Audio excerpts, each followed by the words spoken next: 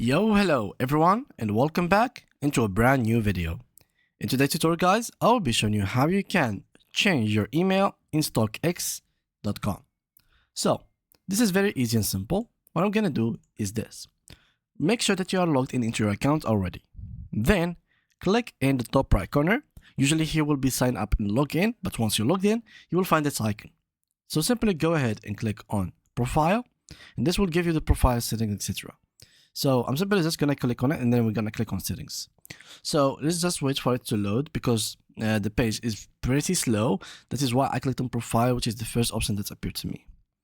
So once you are here, as you can see, you will have many options.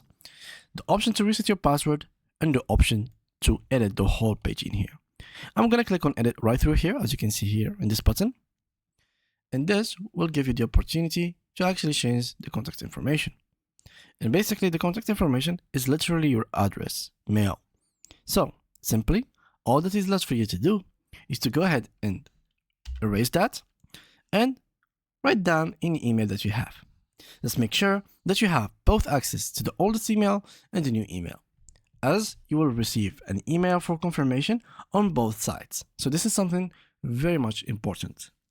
Now, as my old email was this one, I'm gonna change it, for example, to something else. Let's just write down any email, like a random email like this. This is like a random generator.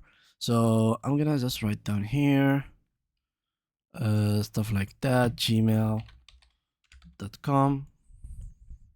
Or actually, I'm gonna do something else.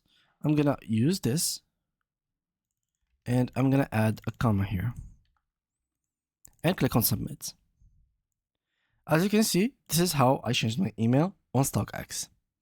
So as my account is pretty new, I didn't really need to confirm or basically do any confirmation on both inboxes. But in case your account was old, then you would need to actually confirm them. And yeah, that was it. Thank you guys for watching, and see you guys in the next upcoming videos.